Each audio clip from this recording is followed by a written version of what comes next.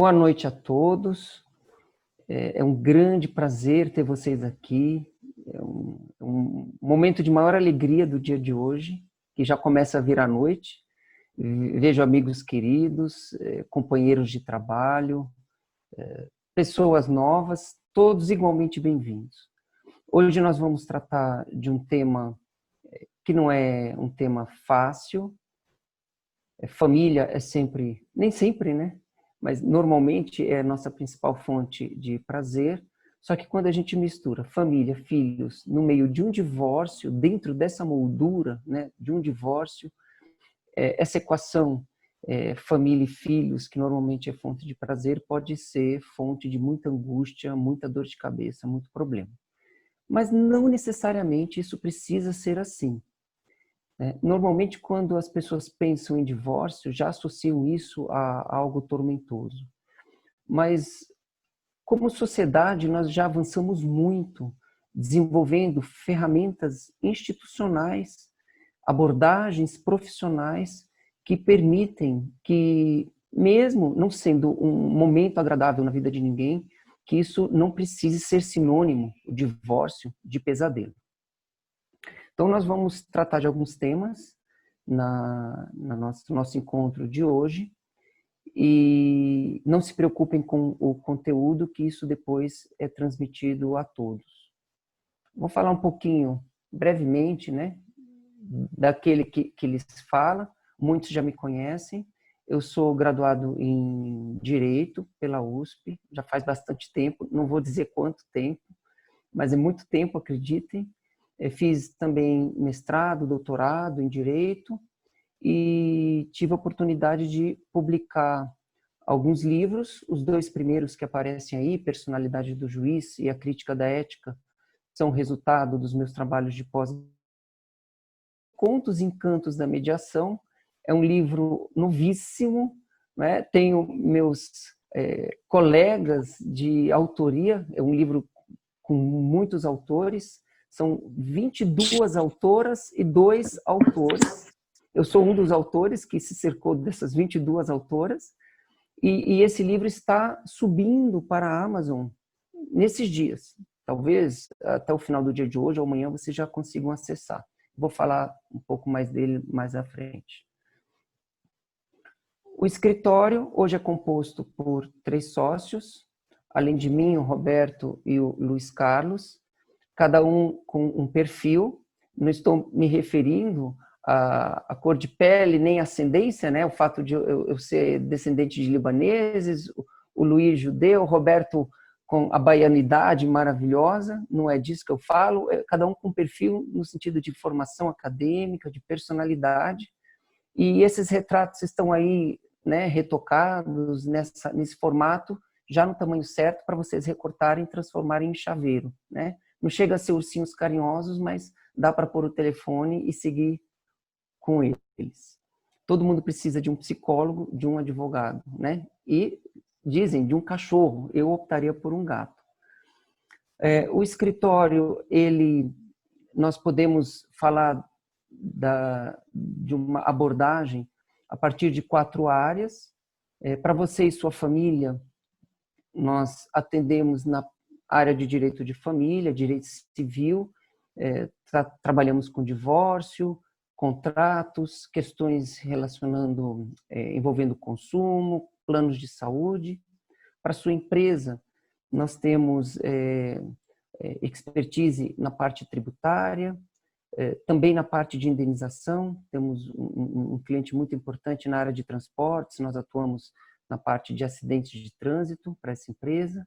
Para o seu escritório de advocacia, nosso escritório, por conta da experiência, do tempo de atuação profissional dos advogados que o compõem, nós prestamos serviço para outros escritórios em advocacia de tribunal. Quando os casos chegam no tribunal, às vezes precisa fazer sustentação oral e uma abordagem renovada do problema, nosso escritório também presta esse serviço. E, por fim, porém, talvez o mais importante, na parte de mediação. E a mediação é uma ferramenta que, na verdade, permeia tudo o que eu falei até aqui. não é? A mediação, ela nos ajuda a lidar melhor com as questões que vêm na área de família, na área empresarial, principalmente quando você lida com dissolução de sociedade, né? Sócios que não querem mais continuar sócios. Então, em vez de levar isso para o judiciário e ficar 20 anos, às vezes, brigando, uma mediação consegue dar um retorno em muito menos tempo, de forma mais satisfatória. Vamos seguir. Hoje eu tenho a alegria de dividir o microfone com minha amiga Izete, que é psicóloga clínica. Eu vou passar a palavra para ela poder falar um pouco com vocês. Izete, é com você. Você tem que liberar o microfone. Sim, já achei. Pronto. Estão ouvindo? Sim. Tá? Então, primeiramente, boa noite a todos. Agradeço demais o seu convite, Antoine. É um prazer estar aqui tentando dar uma contribuição para essas questões tão complicadas, que são corriqueiras, na verdade, mas que muita gente não tem conhecimento, nem da parte jurídica, nem da parte, muito menos da parte psicológica envolvida nisso, né? Sou psicóloga clínica, sou mestre em psicologia clínica e facilitadora de intervenção sistêmica individual, que é um recurso, uma ferramenta muito atual, está sendo utilizada hoje, inclusive na área jurídica, e que ajuda muito a compreender os emaranhamentos familiares. E acho que eu posso contribuir com alguma coisa nesse sentido com vocês todos. Obrigado, Izete. Vocês vão entender ao longo da exposição a importância de nós termos a participação de pessoas profissionais de outras áreas, quando o assunto é família, principalmente da psicologia. Izete vai trazer para nós uma contribuição muito relevante hoje. Recados importantes, Sebastião?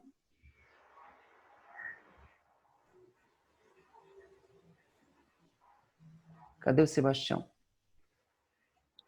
Vamos lá. Boa noite, meu nome é Sebastião de Oliveira, sou diretor da Oliveira Campos Consultoria. Tenho um prazer estar aqui junto com Antoine, Izete. A gente dá suporte para a realização de diversos projetos junto ao escritório, e sempre um prazer estar junto com vocês.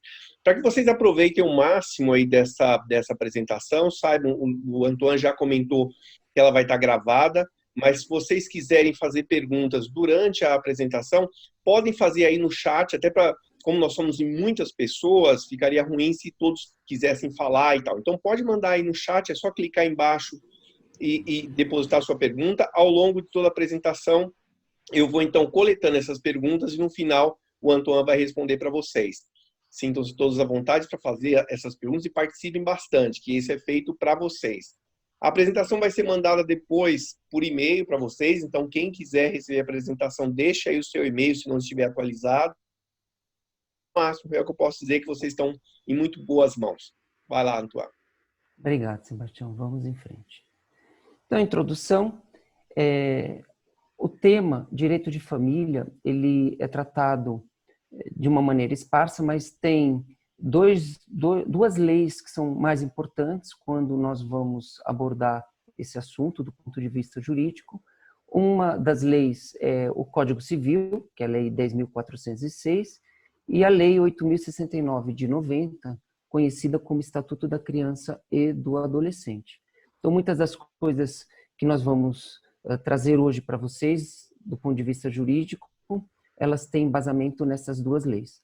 Eu vou me empenhar, esse é um esforço proposital, para não usar uma linguagem técnica, de modo que todos possam entender.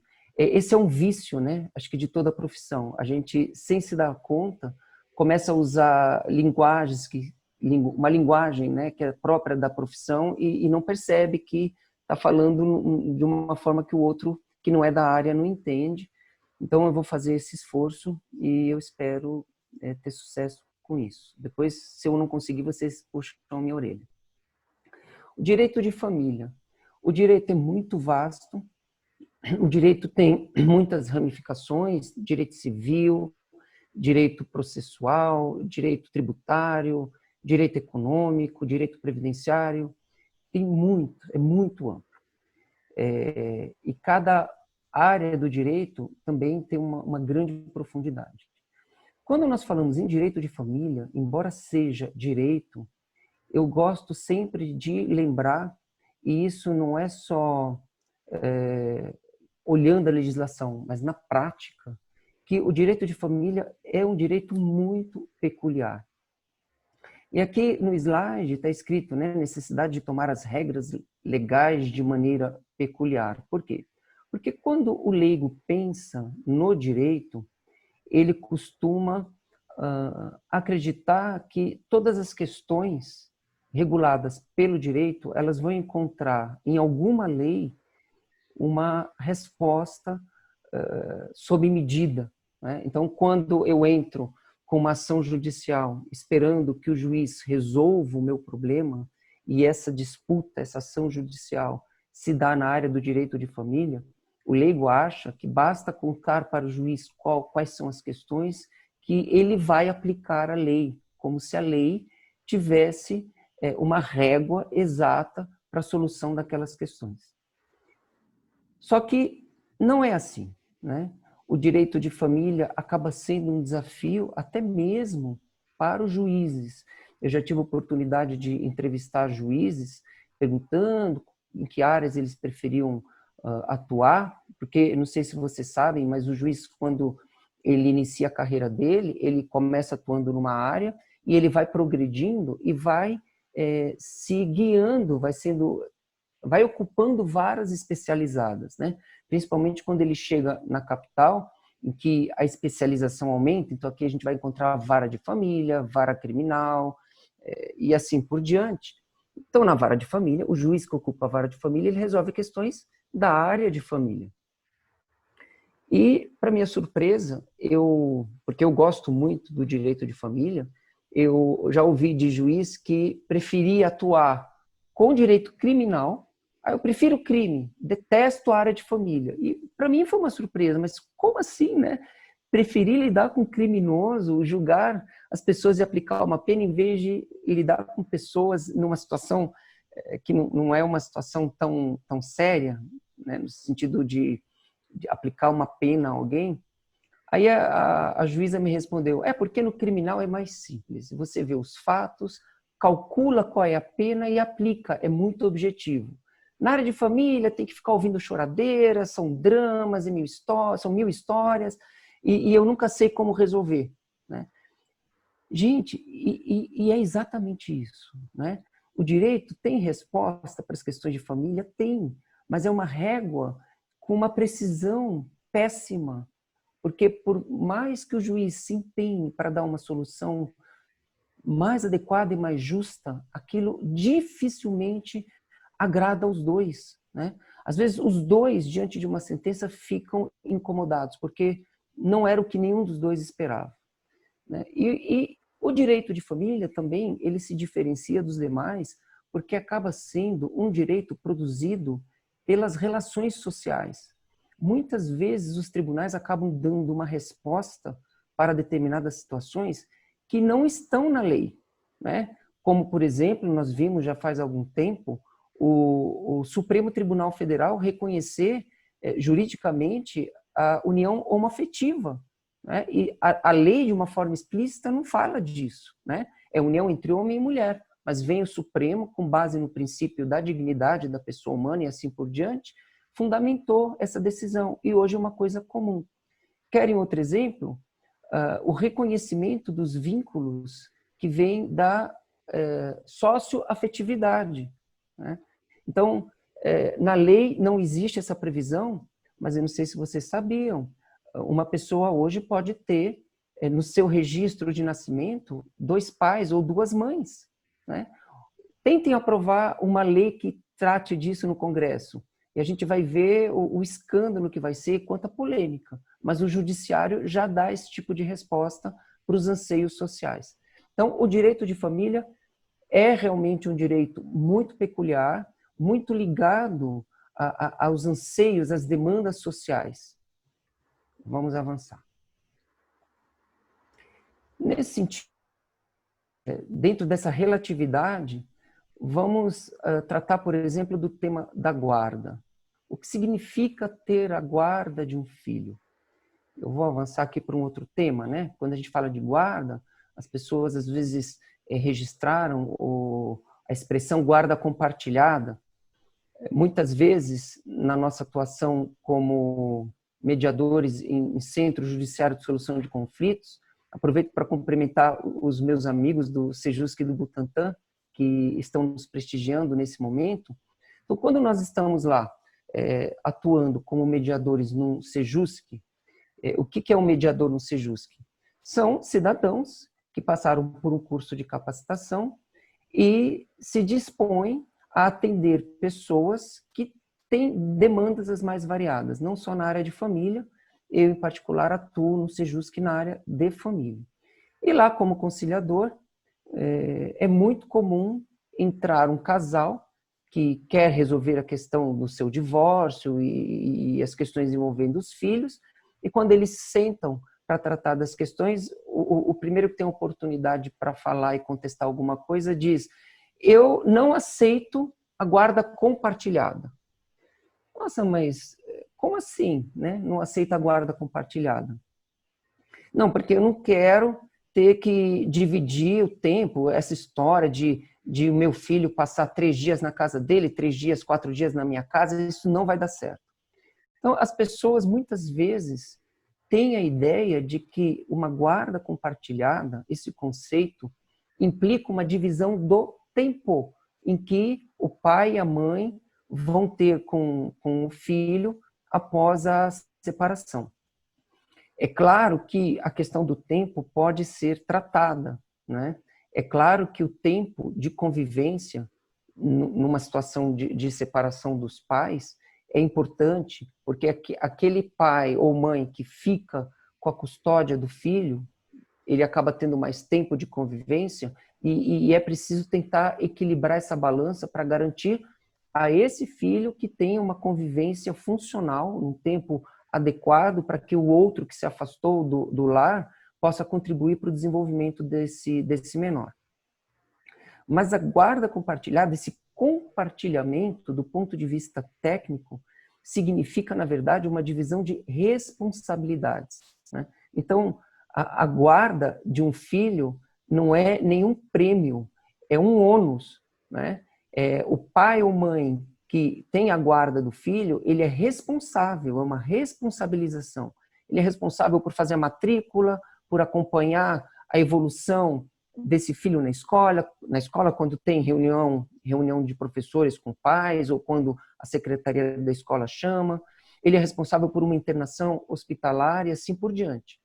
Então, quando se fala de guarda compartilhada, o que se quer dizer é que essa responsabilidade, mesmo com a separação desses pais, ela continua sendo de ambos. Então, não é por outro motivo que já faz algum tempo a nossa legislação sofreu uma alteração para trazer a modalidade de guarda compartilhada como regra nas situações em que os casais estão se separando. Então, quando eu digo que essa modalidade é regra, significa que a outra modalidade, que é guarda unilateral, é exceção.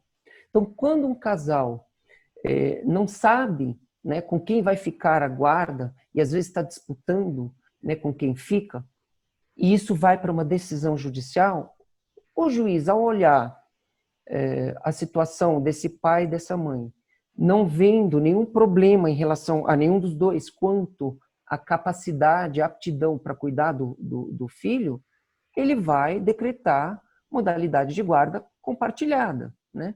Muitas pessoas acreditam que quando um casal não se entende, isso elimina a chance de o juiz conceder guarda compartilhada. Existe até a possibilidade de nós nos defrontarmos com juízes que pensam assim, né? Mas também há juízes que pensam pelo sentido contrário, não é?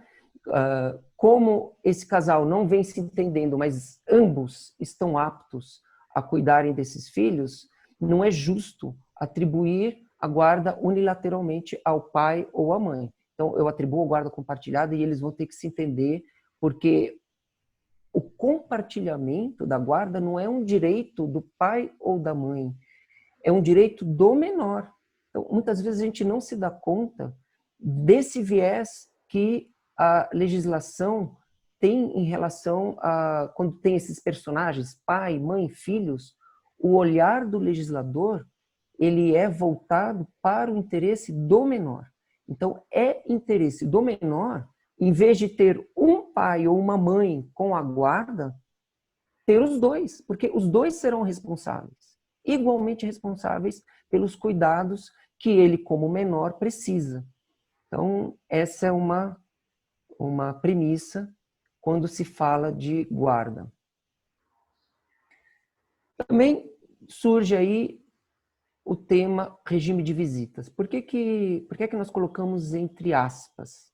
Porque, embora o termo técnico, né, a legislação fale em visitação e definição, regulação das visitas, é muito estranho a gente ouvir que um pai ou mãe visite filho, né?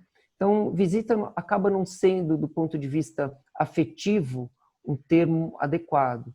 Seria melhor a gente falar de regime de convivência, né? E por que precisamos falar de um regime de convivência num ambiente em que pai e mãe estão se separando? Porque a criança em dois, né? A criança vai acabar residindo na casa de um. Então, aquele que se afastou daquele que era o lar da família, ele precisa ter regulado esse exercício de convivência. E a regulamentação disso é importante, principalmente numa primeira fase, quando o casal ainda não restabeleceu plenamente o diálogo.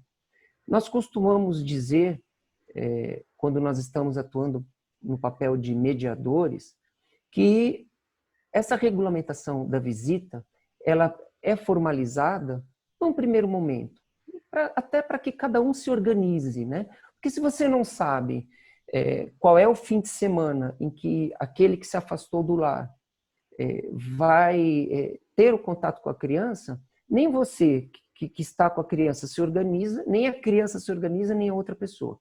Então, num primeiro momento é importante por isso. Mas a partir do momento em que aquele atrito já não dói tanto, o casal já entrou num novo equilíbrio de vida e passou a pôr o foco realmente nos interesses dos filhos, o diálogo fluindo, aquilo que passou a constar do acordo, não tem tanta importância, desde que eles se entendam, né? Isso é mais importante, esse entendimento é mais importante do que as cláusulas que constaram do acordo feito. Nesse ponto, quanto à importância da convivência do pai e da mãe e da presença desse pai e da mãe no desenvolvimento dos filhos, eu acho que seria interessante a gente ouvir um pouco o que a Izete teria a dizer. Izete, é com você. Olha, é óbvio, né, para todo mundo que não existe ex-pai e ex-mãe, existe ex-marido e ex-mulher. Então, esse regime de visitas também soa estranho aos ouvidos, né, porque é um regime de convivência. Porque é fundamental para a criança ter a função materna e a função paterna em equilíbrio, que é o que raramente se vê hoje na nossa sociedade. Porque sempre que fica com um dos cônjuges, geralmente a mãe, acho que nos casos, se eu estiver errada, me corrija, eu acho que as mães geralmente são portadoras da guarda e da convivência maior com os filhos. E fica aquela coisa do pai visitar, e às vezes os pais ficam meio que achando que a obrigação é só levar a passear, né? Ou vice-versa, tem casos também que fica com o pai, então a mãe vê de vez em quando. Então não é uma questão de não é de ver de vez em quando, de só levar a passear, ou só de pagar a escola. É o acompanhamento do desenvolvimento da criança em todos os setores, porque por mais conflitos que o casal tenha e que não queiram mais, às vezes até em divórcios litigiosos, que existe uma animosidade muito grande, só para isso, e só isso já afeta o equilíbrio emocional da família toda e inclusive dos filhos, que são, acho que é a parte que sofre mais. Então, essa parte das visitas, que seria a convivência, ela pode minimizar um pouco essa animosidade e essas sequelas para o desenvolvimento psicológico da criança. É fundamental que ambos os pais, seja lá com quem tem a guarda ou quem fique convivendo mais com o filho, que divida isso de uma forma harmoniosa e com uma presença efetiva, e não só com um passeio de fim de semana. Eu gostei do que você falou em relação à função materna e função paterna, né, Zete? Porque muitas vezes a gente associa essas funções ao próprio gênero, né? E às vezes a gente vê pais que desempenham mais a função materna. Isso. É uma confusão muito comum com as pessoas. Função paterna e função materna independe de gênero. Todo homem e toda mulher tem a função materna e a função paterna.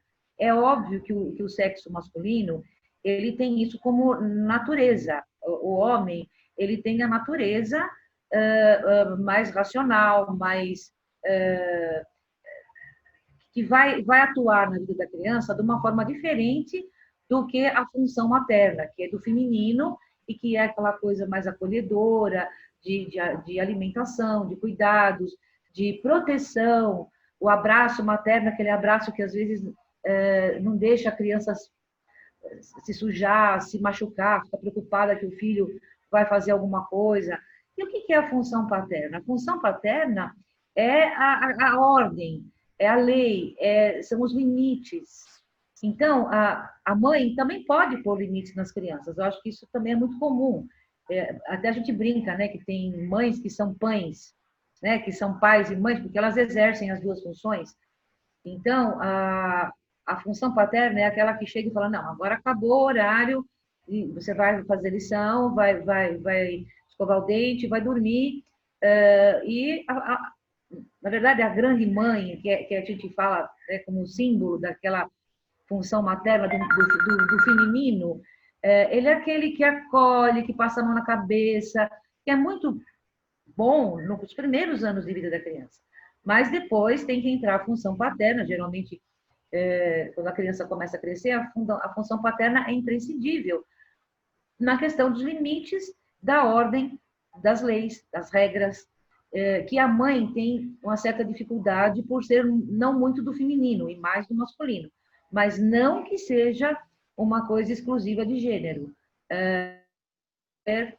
Tem homens, por exemplo, que são muito mais mães do que pais, né? Maridos que são mães, e as mulheres têm uma função mais masculina, no sentido mais yang, né? Acho que o termo masculino fica meio estranho aí, porque não é gênero. Eu não sei se eu estou me fazendo entender, mas não é uma questão de gênero, é uma questão de função, que ela é mais natural no feminino, assim como as leis e a ordem é mais natural no masculino. E a gente vê isso, inclusive, no consciente coletivo, né? Um país que tem uma função paterna, onde tem lei, ordem, e quando todo mundo pode fazer o que quer, fica uma coisa meio que de uma criança pequena, que a criança tem que ficar brincando, a mãe vai pegar para dar banhinho e tal, e aí quer o brinquedinho, toma o brinquedinho. É uma coisa muito interessante porque existe muita confusão nisso. Eu não sei se eu me fiz entender, mas são funções e não gêneros. E todo mundo tem os dois lados, né? O pai pode exercer muito bem a função materna e a paterna, e a mãe também. E o que se vê hoje no Brasil, principalmente, na nossa cultura, na nossa sociedade, infelizmente, é muito mais mães desempenhando as duas funções. Mas por que você diz isso? Porque, pelo menos, eu não tenho dados estatísticos jurídicos, mas eu tenho dados estatísticos da minha própria amostragem de consultório, e dentro da psicologia, existem, inclusive, livros escritos sobre isso, sobre a função do pai na cultura brasileira, que falam muito da dificuldade do pai brasileiro médio, né, de assumir essa função de uma forma adequada. Então, diante dos divórcios, das separações, das pessoas que não têm casamento, que têm filhos e que que têm um pai, mas não são casados, a falta, o pai não presente é muito comum. Muito mais, porque a mãe acaba ficando com o ônus. Isso é na nossa amostragem nacional, tá? Dentro da psicologia. Não tenho dados oficiais dentro do jurídico e nem tem como avaliar isso muito, porque o pai ausente, né? Tem um livro que fala só do pai ausente, inclusive foi do meu orientador, que é sobre o pai. Vários volumes sobre o pai. Por quê? Porque é uma função que ultimamente, na nossa sociedade, na nossa cultura, ela está muito empobrecida, vamos dizer assim. Então, as crianças de hoje, elas estão crescendo muito sem a lei, sem as regras, sem os limites. E isso é muito falado em qualquer programa que você vê na televisão, ou que consulta-se psicólogos para falar dos limites nas crianças. É muito comum ver crianças hoje que tenham uma atitude de fazer birra, que transcende o usual. E isso é falta de função paterna, seja da falta do pai físico presente no casamento e pais presentes no casamento que são ausentes como pai, né? Sem contar os que vão embora e abandonam a mulher com a criança, enfim. Então, é um problema de abrangência muito grande na nossa cultura brasileira. Não sei no exterior, mas aqui é assim, infelizmente. Bom, o que mostra a importância de essas questões serem bem pensadas e se garantir a presença desse pai mesmo numa situação de separação, né? Como você disse, eu não tenho dado estatístico, mas pela experiência, normalmente quando nós lidamos com casais que têm filhos pequenos, normalmente quem acaba ficando maior tempo com as crianças ainda é a mãe, né? Sim. Vamos avançar. Questão dos alimentos. Como é definido o valor de uma pensão? As pessoas têm um número meio que gravado na mente, né? Muitas vezes a pessoa chega a falar, doutor, pensão já sei, eu tenho que pagar 30%, não é isso? De onde que a pessoa tirou esse número, né? Porque esse costuma ser o limite, o teto, mas tem juízes que não seguem esse parâmetro. E como é que o juiz pode não seguir esse parâmetro? Porque, como eu disse no início, a legislação ela não é precisa, não é uma régua que vai trazer uma solução exata para cada caso. O que diz a legislação? Que numa situação em que há menores, os pais são responsáveis pelo sustento desses menores, pai e mãe, na medida, aí nós temos a imagem de uma balança, na medida da necessidade dos menores, e pode ser um filho, 2, 3 ou mais, então eu tenho que considerar a necessidade desses filhos, de um lado da balança, e do outro lado da balança, a capacidade financeira daquele que tem que arcar com esse sustento. Então não adianta eu me deparar com um pedido de pensão de R$1.000, por exemplo, se esse pai ganha R$1.000. Né? Então ninguém pode destinar todo o seu rendimento para o sustento da família, porque é preciso reservar algo para o próprio sustento. Então, na prática dos tribunais, se definindo historicamente um teto, né, que normalmente é de 30%. Alguns juízes adotam 1/3 dos rendimentos. Quando um número de filhos é muito grande e o pai tem uma renda boa, pode chegar até 40%, dependendo do juiz, né? Mas tem que ter um limite. Então, o valor é definido assim, nesse equilíbrio entre necessidade de um lado e capacidade do outro. Outra dúvida muito comum: até quando eu, como pai ou mãe, tenho que pagar pensão? Até os 18 anos? Ou até que meu filho se forme? Ou até os 24? Então, as pessoas às vezes vêm com algumas informações já registradas nas suas mentes. A lei também não diz, né? Você vai pagar pensão até essa idade. Eu não sei se vocês sabem, mas existe uma qualidade jurídica da pensão que é paga para o filho enquanto ele é menor de idade. Vocês devem saber que no direito brasileiro, uma pessoa atinge a maioridade civil aos 18 anos. Então, até que a pessoa complete 18 anos, então antes dessa data, ela é menor de idade. E enquanto menor, existe uma obrigação de pai e mãe de sustentar esse menor. Completou a maioridade, essa obrigação desaparece? Não, ela não desaparece, mas ela muda de qualidade jurídica. Como assim? Porque também existe uma outra regra que gera uma obrigação alimentar entre parentes.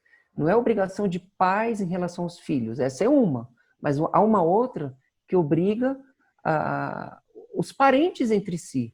Então, se você tem um tio muito idoso, numa situação de necessidade, não tem renda, e ele tem sobrinhos muito bem colocados na vida, esse tio pode entrar com uma ação pedindo para que esses sobrinhos, um deles ou mais, o ajudem no sustento das suas despesas, né?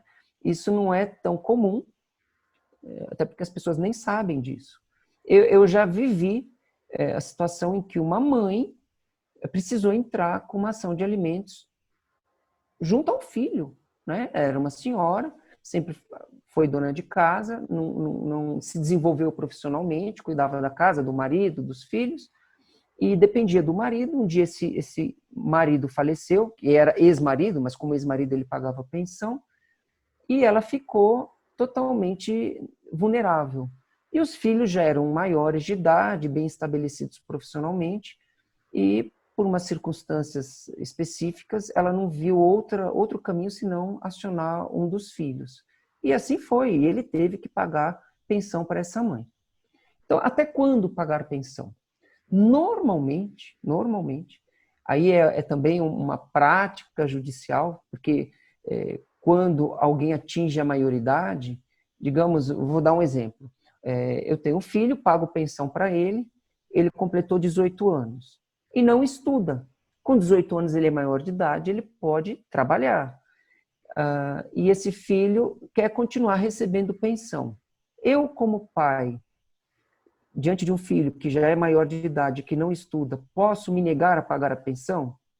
Eu posso. Ele é saudável, ele pode trabalhar, e por que é que eu vou ser obrigado a pagar pensão? Então, quando se atinge a maioridade, é mais complicado para o filho manter essa situação de sustento. Normalmente, se aceita, e essa faz parte da nossa cultura, se aceita a ideia de que se esse jovem, embora maior de idade, continuou estudando, então o tempo dele é dedicado ao estudo e ele ainda está numa fase de se formar para ser um futuro profissional no mercado de trabalho. Então, obrigar esse jovem que está estudando a trabalhar para se sustentar, sendo que ele tem pai e mãe que podem ainda garantir esse sustento, então nessa situação é comum sim que essa pensão, essa obrigação alimentar seja estendida. Aí tem aquela situação que é clássica, né? Até que ele se forme numa faculdade, né? E normalmente essa obrigação que eu como pai tenho e venho cumprindo, ela não cessa automaticamente. né? Normalmente é preciso ingressar com alguma, ou uma petição, ou mesmo uma ação judicial para fazer essa obrigação cessar. Em que circunstâncias o devedor de alimentos pode ser preso? Vocês devem saber que a única modalidade de prisão civil, o que é prisão civil? É aquela prisão decorrente de uma conduta que não é um crime, né? O que é um crime? Se eu mato alguém, cometo um crime, eu posso ser preso. Se eu machuco alguém, se eu cometo um estelionato, isso é crime, eu posso ser preso. Então, isso está na área criminal. Fora da área criminal, a única hipótese de alguém ser preso é a hipótese daquele que deve alimentos e não paga alimentos. Significa que se eu tenho obrigação alimentar, sou um pai, venho pagando alimentos, pensão alimentícia para o meu filho. Se eu parar de pagar, posso ir preso em qualquer circunstância? Não, não é em qualquer circunstância, né? Essa prisão, ela existe e foi pensada pelo legislador como uma forma extrema de aquele que tem a obrigação de pagar alimentos e não paga porque não quer, né? Então, essa prisão é uma forma de pressionar, atuar sobre a vontade dessa pessoa para que ela não decida não pagar, podendo, né? Então, se alguém paga a pensão ao longo do tempo, o sujeito tinha lá o seu emprego, vinha pagando, de repente perdeu o emprego, e a pensão era até descontada diretamente pelo empregador, né? Aquele ofício famoso, vai o ofício do judiciário para a empresa descontar diretamente, já entra na conta da mãe ou do pai, dependendo de quem esteja com o menor. Isso é automático, e a pessoa perdeu o emprego e os descontos cessam automaticamente. Essa pessoa pode ser presa? Depende. Como assim depende? Depende. Ele perdeu o emprego, mas começou a trabalhar em outra atividade e tem renda? Ele pode pagar e não está pagando, né? Então, a prisão cabe quando a obrigação existe e aquele sobre quem a obrigação recai pode pagar e não paga. Só que isso não resolve o problema, porque muitas vezes você recebe o pai que perdeu o emprego, ele diz assim, bom, doutor, ela está dizendo, a mãe, né, do meu filho está dizendo que vai pedir minha prisão, mas eu sei que, já que eu não posso, então eu não posso ser preso. Não é bem assim. Por quê? Porque se alguém pede a prisão, pede para quem? Para o juiz. É o juiz que decreta a prisão. Eu tenho que ser capaz, como pai que parou de pagar a pensão, eu tenho que ser capaz de demonstrar para o juiz que recebeu o pedido de prisão da minha ex, né? Eu tenho que ser capaz de demonstrar a ele que eu realmente não posso. E aí, muitas vezes a situação se complica, porque quando a outra parte entra dizendo, olha, ele perdeu o emprego, mas na verdade ele é empresário e ele saiu do emprego só para descaracterizar essa condição e etc. Isso pode gerar uma situação muito complicada para o devedor de alimentos. De qualquer modo, os juízes costumam ser criteriosos e não decretam a prisão com tanta facilidade assim. Mas se o devedor não tomar um cuidado e produzir uma defesa convincente, coerente, robusta, ele pode sim ser preso. Por quanto tempo? 30 dias. Né? 30 dias. Parece pouco tempo, mas eu já ouvi de devedores, doutor, 30 dias, vou tirar férias, né? 30 dias, estou precisando. Na prisão, eles vão me servir, vou comer, vou morar, não é? Sim. 3 dias de prisão, o sujeito já estava assumindo empréstimos e ele saiu em poucos dias, entrou numa depressão profunda. Eu não sei o que ele viveu na prisão, mas acreditem, não é um lugar para você tirar férias, né? Então, mesmo como aquele que pode pedir a prisão do outro, então agora vamos colocar no lugar da mãe, que deixou de receber os alimentos do pai. Pense muito bem antes de pedir a prisão, porque o simples fato de você ameaçar com uma prisão alguém que realmente não tem condição de pagar, isso pode agravar a já tão delicada relação que existe com a outra parte. E nós não podemos esquecer que nós não estamos tratando com um devedor qualquer, né? Eu não estou falando de um vizinho para quem eu emprestei o dinheiro e não me pagou e eu estou com raiva, vou cobrar. Não é isso. Eu estou tratando do pai ou da mãe dos nossos filhos. Também a pessoa fala dos meus filhos, não são meus ou seus, são nossos. Então, preste atenção, porque se você pede a prisão do pai, do seu filho, da sua filha, e ele realmente não tem condição, é o pai do seu filho, da sua filha que vai ser preso. Então, que sofrimento, que veneno isso vai injetar nessas relações familiares.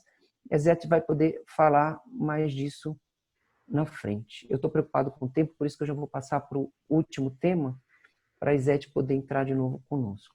Alienação parental, temos uma lei que trata disso, e essa lei, por que a gente anota aqui que é um tema espinhoso e polêmico?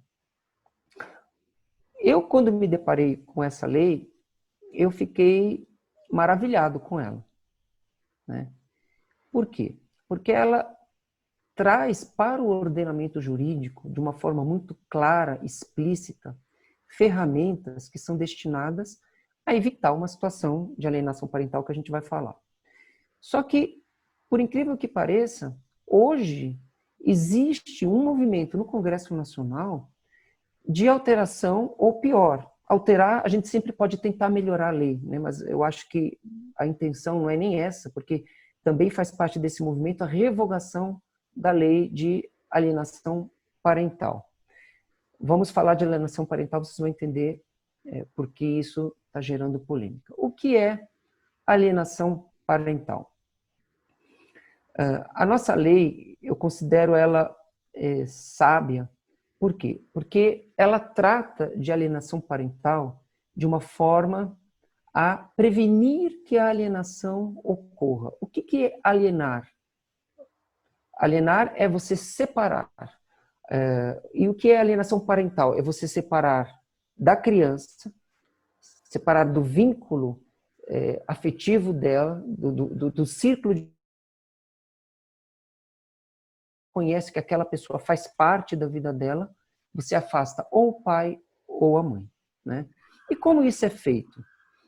Por meio de uma campanha, e campanha, eu posso sublinhar essa palavra campanha, porque não basta um ato, são múltiplos atos, reiterados, né? Sabe aquela mãe que vou usar exemplo de mãe, tá? Mas pode ser pai também, a mãe que, pelo fato de não ter recebido a pensão, fala, mas o seu pai é um irresponsável mesmo, você está vendo? Eu não vou poder manter você na escola particular porque o seu pai não ajuda com a pensão e tal. E às vezes não é que o pai não ajuda, às vezes o pai perdeu o emprego, não é? Por exemplo, e essa mãe movida por um ressentimento que ela não consegue equacionar, não decidiu trabalhar isso, ela usa desse ressentimento como uma ferramenta para fazer críticas reiteradas e constantes para o filho comum, de modo que ela, com o passar do tempo, começa a incutir nesse filho uma imagem muito negativa desse pai, né? Então, eu estou falando de atos reiterados. Quando é que a alienação parental acontece? Acontece no momento em que essa criança passa a rejeitar essa figura do pai. Ela não quer mais estar com ele, ela não gosta dele e assim por diante, né? O que diz a nossa legislação? Ela prevê, ela descreve quais são algumas condutas, e é um rol exemplificativo. Ela descreve esse rol de atos que podem levar à alienação. Então, a alienação, quando eu digo que ela está instalada, é porque já chegamos num grau muito sério de comprometimento da imagem no nosso exemplo, eu estou falando do pai, da imagem do pai na vida dessa criança. Aqui nós trazemos essa expressão 50 tons de desafeto. Por quê? Porque quando eu me deparo com uma cena em que a mãe está fazendo uma campanha de desqualificação do seu ex, isso tem gradações, né? Isso pode ser feito de uma forma mais sutil, menos reiterada ou de uma forma muito agressiva, né? Tem gente até que inventa mentiras. Vou dar um exemplo. Gente, é loucura, mas no seio da família, dizem que o seio da família também é o berço da loucura, né? Da humanidade. Existem mães que, no dia em que o pai vai buscar o filho, liga para o pai e diz, olha, não venha não, porque ele está doente, não vai poder falar com você. E diz para o filho, olha, seu pai não vem te buscar, ou não fala nada, faz a criança pensar que o pai simplesmente não se lembrou de ir buscar a criança, né? Imagine isso sendo feito de maneira reiterada por parte de um adulto em relação a uma criança, né? É desastroso, né? Mas aí é um extremo, e eu poderia dar exemplos muito piores do que esse, né? A Izete trabalha com... Eu gostei, conversando com a Izete, ela me disse que ela não trabalha com crianças, mas ela trabalha com as crianças que cada adulto tem dentro de si, né? Achei essa forma de descrever o trabalho dela fantástica. Aí ela vai poder dizer para nós trazer para nós um pouco da experiência clínica dela, com relação a estragos e cicatrizes e o que o conflito dos pais pode gerar no desenvolvimento do menor, e às vezes esse menor, ainda ferido, mora dentro de um adulto de cabelos grisalhos, né? Você quer falar um pouco disso, Izete? Traz um pouco da sua experiência para nós. Sim, eu acho que eu poderia falar a noite toda disso, tá? Porque as sequelas são inúmeras, são em 50 tons mesmo, porque vai desde esse exemplo que você deu, muito extremo, no sentido de esconder a criança do pai, mudar de endereço e não avisar o pai, ou a mãe, né, no caso, porque, na verdade, a gente fala pai porque são os casos mais comuns, né? E então, assim, a alienação parental, ela tem efeitos assim extremamente nocivos. Eu, como o Antoine falou, eu não trabalho com ludoterapia, que é a psicologia voltada para a criança especificamente, mas é muito evidente quando chega um adulto de qualquer idade no meu consultório e traz aquela criança ferida. Ele vem com problema de divórcio, ele vem com problema de afetivo ou profissional, e você, conforme você faz a leitura da história da pessoa, você vê que está atrelada à história infantil sempre. Por isso que eu falo que são as crianças feridas dos adultos que eu trabalho. Sempre. Sempre. Qualquer que seja a questão que venha parar no consultório, são as crianças feridas. Agora, em relação à alienação parental especificamente, isso é muito comum. E esses 50 tons que o Antoine colocou aí como tópico, eu acho muito interessante, porque vai desde essa coisa drástica até caras e bocas. Sabe, caras e bocas? Porque daí a criança fala, ah, mãe, ficou lá na casa do pai, eu saí. O papai falou isso. A mãe faz uma cara assim, olha para cima, faz uma expressão de nojo, de desprezo. Então, mesmo que ela não fale nada, então tem essa comunicação não verbal que ela é tão nociva e tão contundente quanto a mãe xingar o pai, por exemplo, para a criança. E por que isso é tão nocivo? Porque com isso sendo feito de uma forma... Primeiro que o casal, provavelmente, quando existe alienação parental, dos dois lados, a criança vai com a mãe fala mal do pai. Daí a criança vai com o pai fala mal da mãe.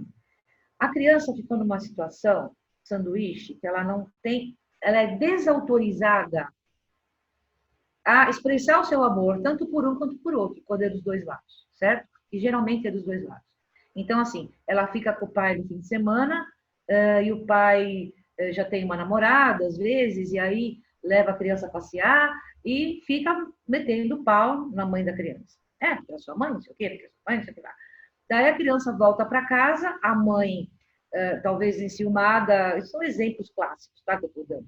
A mãe enciumada porque o pai já arrumou uma namorada e está levando o filho junto, e esse filho já está amigo da namorada, do pai, então ela fica desqualificando o pai, xingando o pai aqui. Como que esta criança vai se sentir quando ela quiser expressar esse amor? Se eu amar meu pai, minha mãe fica brava comigo, porque ela ama os dois, né? Isso nos casos brandos que eu estou falando, hein? Casos muito corriqueiros e comuns, nada de coisa com violência, nada. Então, assim, violência física, estou falando isso é uma violência psicológica, subjetiva, mas é uma violência. Então, a criança fica desautorizada a partir dessas desqualificações, que tem graus, né? Ela desautoriza o amor dela pelos pais. E ela fica numa situação, porque a criança não tem, às vezes, um cognitivo ainda totalmente formado para ter um discernimento. E falar, não, isso é coisa da minha mãe. Ela passa a olhar o pai pelo olhar da esposa, e não não dele, e olha a mãe com o olhar do marido. Então, não se separa a questão mãe e pai de ex-marido e ex-mulher. E a criança fica entre a cruz e a caldeirinha e não consegue expressar seu amor, fica tolhida no amor dela, porque ela não pode chegar em casa e falar, ai, mãe, que legal, passei com o papai, eu amo o papai. A mãe já pode não falar nada, mas vai fazer uma cara feia. Então, a criança acaba ficando tolhida. Quais são os efeitos disso a longo prazo, no desenvolvimento da criança, né? Os filhos, porque assim, é uma coisa difícil de explicar, porque é tudo muito subjetivo. Então, por exemplo, eu falo mal do pai do meu filho, eu fico falando mal para ele, desautorizo o amor dele. Subjetivamente, a criança ela não pensa assim, não é uma coisa intencional da mãe, mas a criança, biologicamente, ela é metade pai, metade mãe, certo? Geneticamente, tudo, ela é metade cada um. Se eu estou desqualificando o pai dessa criança ou a mãe dessa criança, eu estou rejeitando aquela metade do meu filho. E a criança sente que metade dela é muito ruim, porque está sendo comparada àquele pai que está sendo xingado, que está sendo execrado ou condenado pela mãe, ou vice-versa, né? Sempre entendam vice-versa, tá? Porque ocorre nos dois casos, né? Então, essa criança vai crescer, eles deixam de ser eles mesmos, porque eles não conseguem expressar esse amor, eles ficam tolhidos nesse amor, eles se sentem metade rejeitados. Imagina quando é dos dois lados, né? O pai desqualifica a mãe desqualifica o pai. E eles não se sentem amados, ficam confusos com esse amor. E o que acontece? Eles acabam perdendo a força de ir para a vida. Porque uma das questões que eu até esqueci de falar na hora que eu falei da função materna e paterna, é que uma das funções do pai é tirar a criança do regaço materno e mostrar o mundo para ela. Essa criança que não tem uma relação com os pais equilibrada, harmônica e saudável, a palavra é saudável, não é certo e errado, é saudável, ela vai ter dificuldades profissionais, ela vai ter dificuldades afetivas, que é o que eu encontro no meu consultório com pessoas de 40, 50, 30. Não sempre por causa de divórcio, tá? Mas de alienação parental, às vezes, dentro de casa, né? Casais que ficam um tem ódio do outro, e o filho vai carregando isso pela vida. Então, esses 50 tons de desafeto, eu acho que eles são nuances tão sutis, que vão desde um olhar até um xingamento, ou uma violência realmente física até, né? É isso, eu acho que é uma coisa que deveria ser evitada a todo custo, porque eu vejo as crianças como elas ficam divididas. E a criança dividida, ela começa a ir mal na escola. Então, o que acontece? As psicólogas escolares começam a ver que a criança não está rendendo na escola, porque as brigas entre o casal o casal passa a fazer do filho o depositário dos problemas, a criança fica sendo usada muitas vezes, né? Tem até um termo que a gente chama que é criança mochila, que a criança pega a mochila, vai para o pai, pega a mochila, vai para a mãe, daí o pai, a mãe manda a lição para o pai não faz a lição com a criança volta sem a lição, daí a mãe liga para o pai, xinga o pai. Imagine, isso nos casos brandos que eu estou falando, imagine como fica a psique dessa criança. Daí ela vai mal na escola, ninguém sabe por quê. Daí acha que a criança tem, problemas de distúrbio de atenção, de déficit de atenção, começa a medicar, não tem nada a ver. A criança não tem uma estrutura familiar que poderia ter, mesmo com os pais separados, se eles fossem conscientes. Aí não importa, porque, de novo, não existe ex-pai e ex-mãe, existe ex-marido e ex-mulher. Só que se confundem, e esses papéis se confundem, e quem paga o preço disso, um ônus altíssimo, é a criança.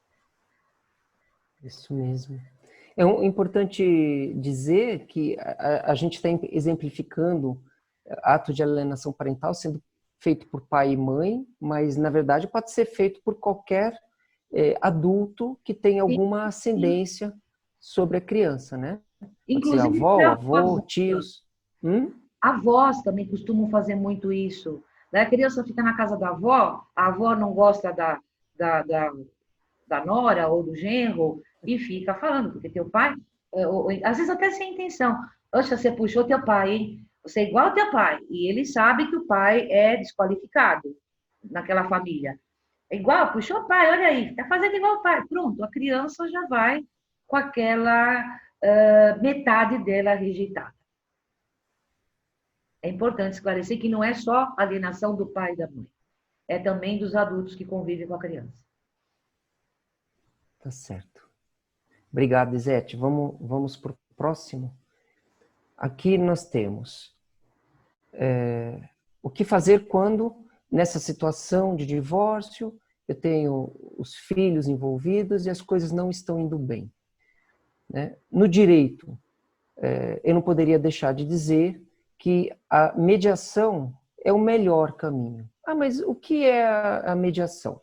A mediação implica numa técnica em que as partes envolvidas são, com a ajuda do mediador, elas são conduzidas pelo trabalho desse profissional, que a gente chama de mediador, para que o diálogo aconteça, o diálogo entre as partes envolvidas aconteça sem o ruído que naturalmente se estabeleceu, de modo que elas consigam olhar para as questões que são do interesse delas, né, de uma forma construtiva, ou seja, saindo daquela posição em que um acusa o outro da existência do problema, né? O problema não existe porque um cria, é uma construção conjunta. Então, a solução também deve ser buscada por meio de um esforço conjunto.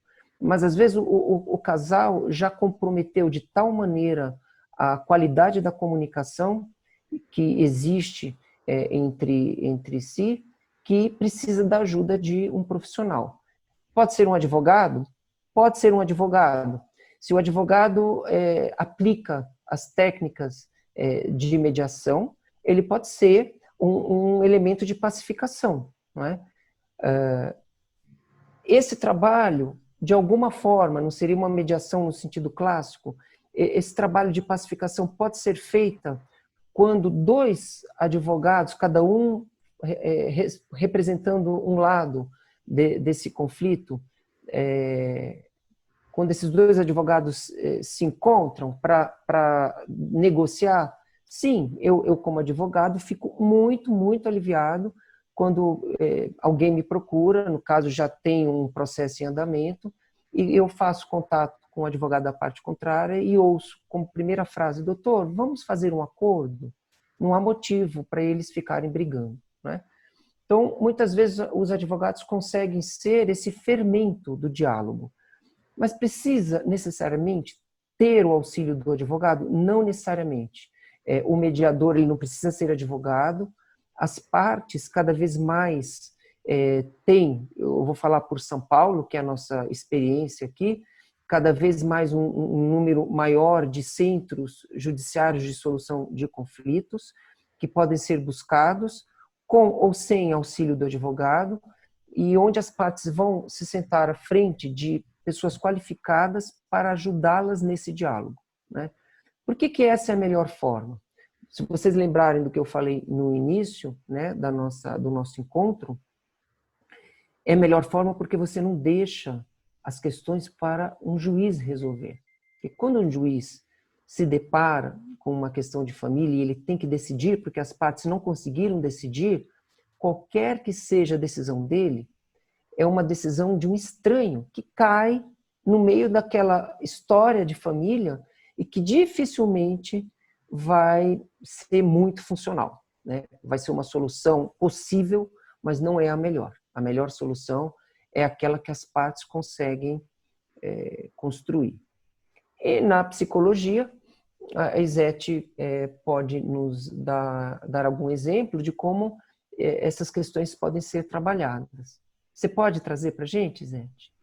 Sim, eu acho que a abordagem sistêmica é uma coisa que está muito em evidência agora. Por quê? Porque ela é uma ferramenta maravilhosa que poderia evitar até o divórcio, porque geralmente são as crianças feridas desse casal que começa nos emaranhamentos familiares que a gente fala, porque o sistema familiar ele tem a ver, quando o casal já começa a brigar e se desentender, tem que ver por que esse casal casou. Então, olhando o sistema familiar, você já chega a conclusões que esse casamento jamais daria certo, então tem que cada um para um lado mesmo, ou poderia ter sido evitado de um jeito muito mais tranquilo, porque cada um ia assumir as suas questões pessoais, parentais e ancestrais que a abordagem sistêmica oferece. E quanto às crianças, na relação, por exemplo, na relação de alienação parental, nessas brigas de casal por pensão, onde o casal acaba descontando na criança toda a sua mágoa e o seu ressentimento infantil, que é da criança dele. E isso aparece muito nas constelações, sejam elas feitas na abordagem sistêmica individual com bonecos ou nas representações com seres humanos, que todo mundo conhece, acho, as constelações familiares. É uma ferramenta maravilhosa, que tem um efeito muito pontual e prático, que chega no cerne da questão. Então, o casal está aqui brigando por causa da pensão, por causa do filho, porque não sei o que lá. O problema está aqui atrás. E não que com a psicologia a gente não descobrisse isso. A psicologia ajuda você a olhar isso, né? Mas a intervenção sistêmica, ela traz na hora e de uma forma espontânea, porque é a pessoa que monta aquilo, não é o profissional, não é o psicólogo que está lá fazendo, moderando a constelação, é a pessoa que coloca. Então, não tem como, porque o sistema tem uma energia, né? Então, tanto para divórcio como para conflitos, inclusive conflitos judiciais de qualquer espécie, não só os de família, os próprios advogados às vezes usam, né, o sistema, a intervenção sistêmica.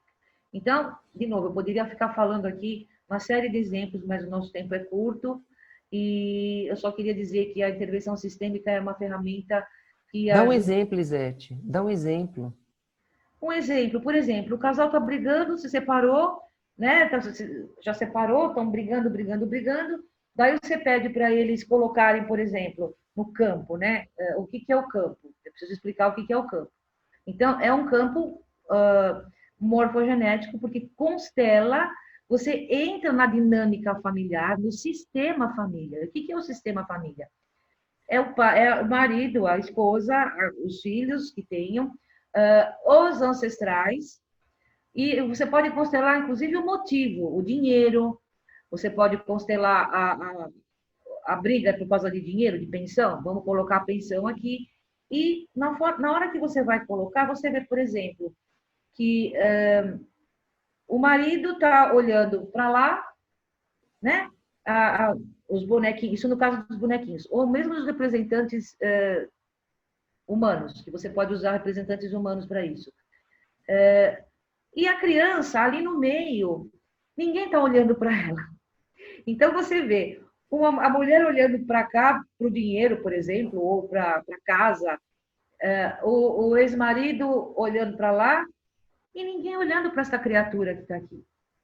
Quantas vezes a criança é colocada pelas próprias pessoas, né? As pessoas, então, eu trabalho com bonecos, então você pede para a pessoa colocar os bonecos, põe você, a pessoa põe ela ali, representada por uma bonequinha. Agora põe o seu ex-marido ou marido, ela põe lá. Agora põe seu filho, ela põe a criança no meio. É muito comum isso.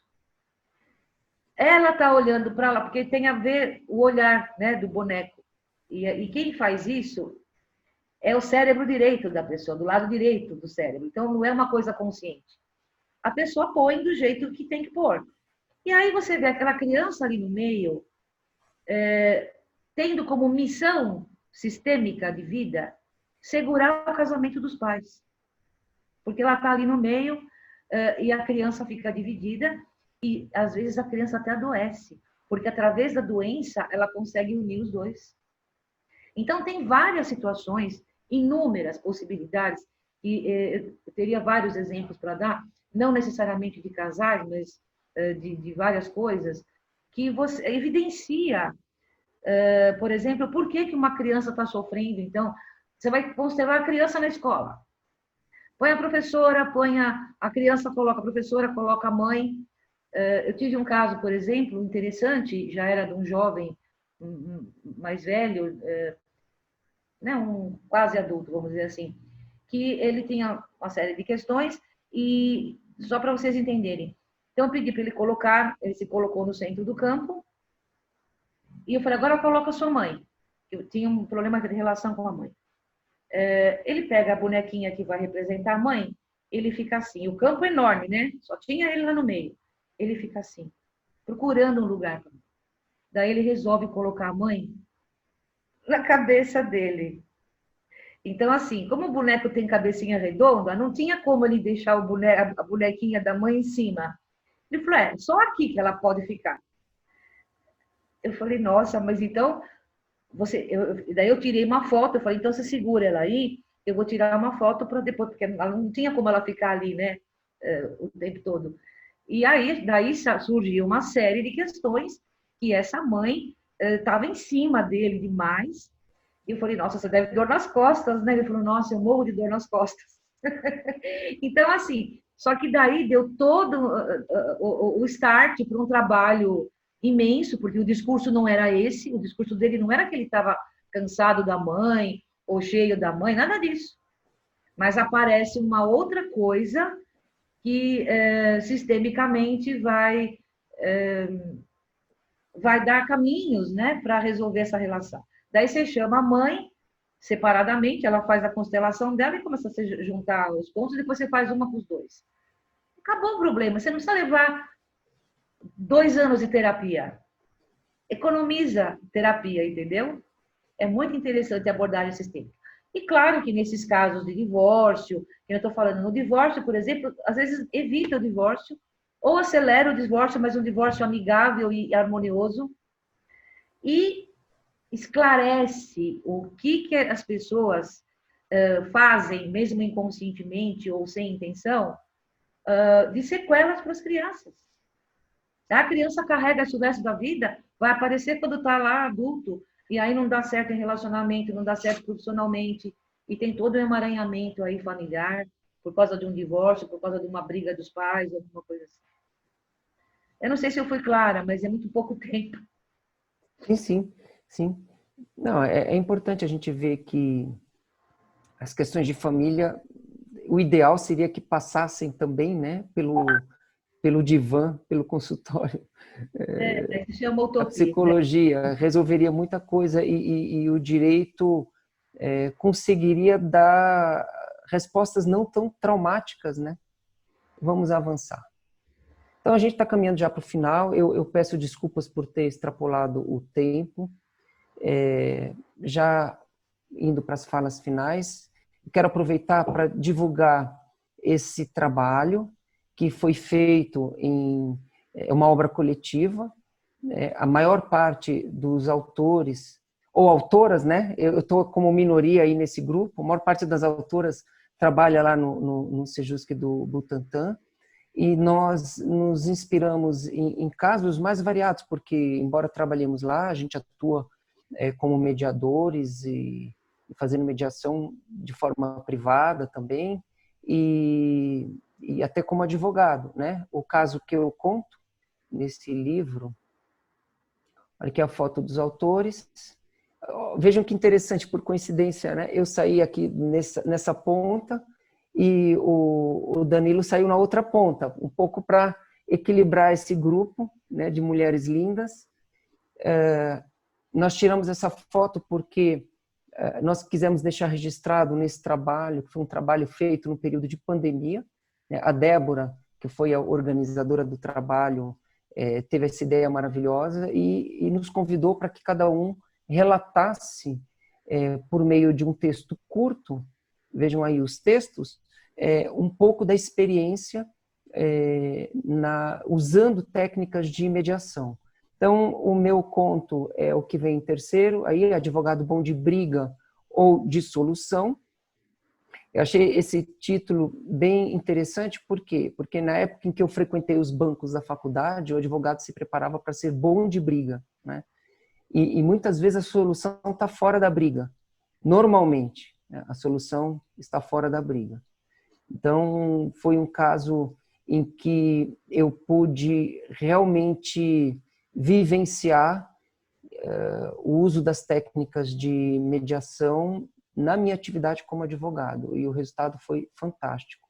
E cada um dos autores, das autoras, cada uma das autoras vai contar histórias, tem contos interessantes, porque muitas vezes quando o mediador, tentando facilitar o diálogo, né, das partes envolvidas, muitas vezes ele não consegue conduzir as partes para um acordo, e a gente aprende que o acordo tem que surgir naturalmente desse encontro das partes.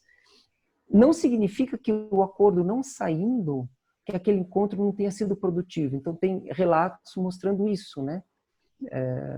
Que o acordo não saiu, mas dias depois a mediadora recebeu um telefonema de agradecimento porque aquele encontro desencadeou um processo de cura nas relações. Finalizando,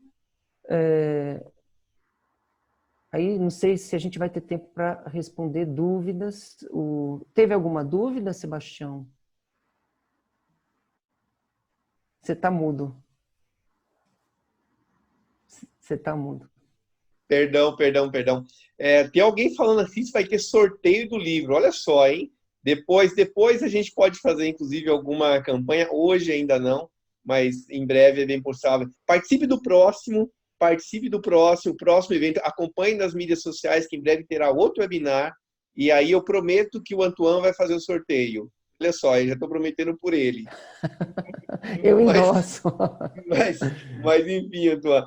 Teve um comentário, eu queria aproveitar para fazer uma pergunta em cima do comentário que eu acho muito pertinente. O Francisco tinha comentado, vejo que o judiciário não tem preparo para identificar ou interceder quando há alienação. Isso quando você falava de alienação parental. Eu acrescentaria aí, não é a pergunta dele, mas como legalmente agir no caso de alienação parental? Ou seja, como é que você comprova aí se é alguma coisa tão sutil? Como é que você lida com isso do ponto de vista legal? Acho que é um pouco nessa linha a pergunta. Olha, gente, embora a gente esteja aqui gravando, eu não sei quantas pessoas vão ver isso, mas tome isso como um desabafo de um advogado que atua na área de família e que tem sensibilidade para perceber quando os pais estão desviando a criança do bom rumo, né? Eu já vivi isso profissionalmente e eu, com muita dor, digo a vocês que o judiciário não tem o menor preparo para lidar com essa questão. Por quê? Porque a lei prevê que quando a parte o advogado, né, no caso de uma parte, denuncia indícios, porque a lei não fala nem prova, porque você não tem prova ainda, a prova vai ser produzida, mas você denuncia indícios de alienação parental, o juiz tem que tomar medidas urgentes para fazer cessar os atos de alienação. São atos, né? A alienação acaba sendo o resultado dessa campanha, mas a alienação ela é construída e a lei serve para evitar que nós cheguemos numa situação em que realmente a alienação tenha se instalado. Então, a lei diz que você denunciando atos, o juiz tem que tomar medidas urgentes. Você denuncia os atos, o juiz não leu. Por que ele não lê? Ele não leu ou leu e fingiu que não viu? Porque ele tem milhares de processos para dar conta, né? Que preparo teve aquele juiz para lidar com essas questões? Nem todo mundo está qualificado. Só porque ele prestou um concurso e soube responder as provas do concurso, e é uma pessoa muito capacitada assim, mas será capacitada para lidar com questões de família? Vamos trazer a ilustração que eu mencionei, né, de uma juíza que atuou na área de família e dizia que detestava, ela preferia atuar no crime. Então, que sensibilidade, que vocação aquele juiz que por acaso está lá na área de família, porque na progressão da carreira, né, ele vai passar um tempo na área de família e depois vai para outras varas, muitas vezes não tem preparo nenhum. Mas vamos supor que o juiz se preocupe. É preciso produzir alguma prova, porque justiça seja feita. Muitas vezes, e é por isso que a lei de alienação parental tem encontrado opositores no Congresso, muitas vezes a lei de alienação parental é usada de uma maneira perversa, né? Então, digamos, uma mãe que queira ficar numa posição mais vantajosa em relação ao seu ex-marido, acusa o ex-marido de atos de alienação parental. E isso não é verdade, né? Então, o juiz ele tem que ter alguma cautela. Então, vamos lá. Vamos considerar que nós estamos diante de um juiz preparado, sensível, o que nem sempre é verdade. Mas vamos seguir daí. Nesse caso, ele é. O que ele vai fazer? Precisa produzir prova. Aí ele manda para o setor de estudo psicossocial, né? Tem que marcar a entrevista com a criança, com o pai, com a mãe, analisar elementos materiais, às vezes escritos, bilhetes, desenhos. O caso que eu vivenciei, vocês acreditem ou não, a perícia foi marcada para 2 anos depois. 2 anos depois. Como é que você pode esperar 2 anos para que seja feita uma perícia para apurar atos de alienação parental? Inviável. Então, até conversando com a Isete sobre isso, essa lei é importante, porque, pensem comigo, muitas coisas só ganharam espaço na nossa consciência depois que nós demos nome a elas. Quantos de nós, na nossa juventude, quando éramos crianças, não sofríamos bullying? Ou fazíamos bullying, né? Então, parece que quando alguém inventou essa palavra, o bullying veio ao mundo, mas ele sempre aconteceu. A alienação parental, a nossa lei de 2010, ela não passou a acontecer agora com a lei, sempre aconteceu. Com a lei, nós passamos a ter olhos para essas práticas. Então, o que eu digo para aqueles que estão ouvindo, né? Eu acho que o ganho desse nosso encontro está mais em dizer a vocês o quanto isso é prejudicial, né? Então, aqui tenho certeza que tem pais, mães, tios, avós assistindo, ou que irão assistir. Então, vale para dizer, não façam. Se vocês virem alguém fazendo, tomem providências, mas providências no sentido de orientar. O judiciário é um caminho, ele é um caminho. Mas, conversando com a Isete, eu até comentei com ela, né? Até que o judiciário enxergue os atos de alienação parental quando eles ocorrem, o exemplo que eu dei conversando com ela foi, é como uma balança, sabe aquelas balanças de mercadão que pesam de 5 em 5 quilos? A sensibilidade do judiciário é essa, que é muito diferente da sensibilidade de uma clínica, que vai ter uma balança que pesa gramas para detectar esse tipo de fenômeno acontecendo. Então, eu espero que a gente possa viver dias melhores e que não só eu, qualquer colega advogado possa dar um depoimento um pouco mais animador em relação a isso.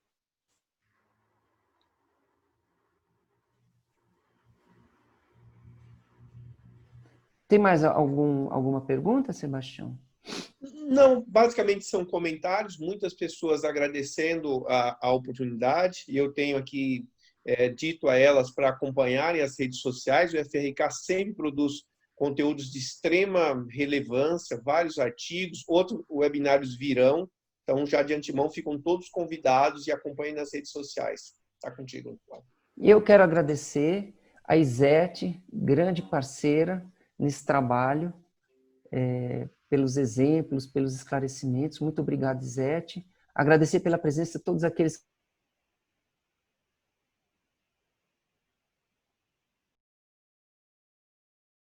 o livro que eu divulguei, vocês vão se divertir muito e vão se emocionar também com os contos.